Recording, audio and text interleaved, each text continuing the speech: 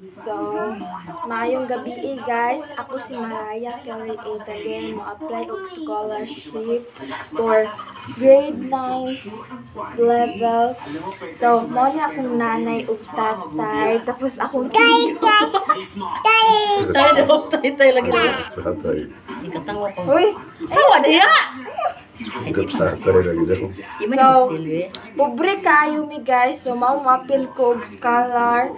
Kay, di naman katrabaho akong nanay tatay niya. Akong mama man kay wala na may uli-uli. Ug akong papa.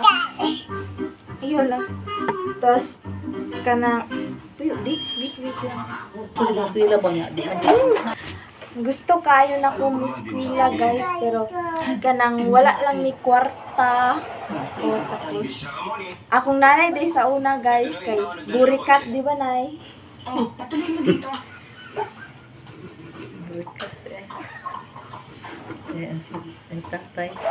Tapos ito sa una guys, drug dealer. Drug lord. Dakpan na. Katawa, bitura ka mama ba?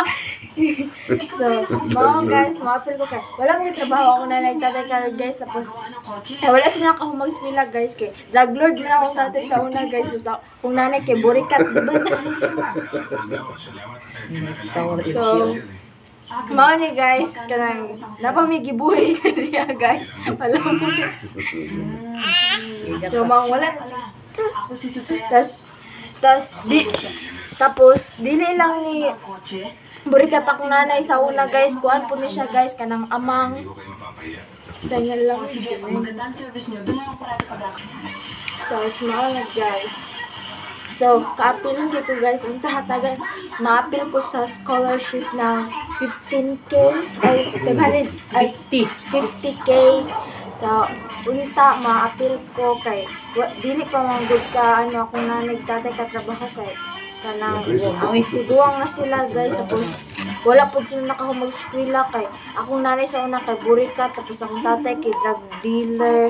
Bago pa nakagawas og kana. Resohan. Tayo sa LG.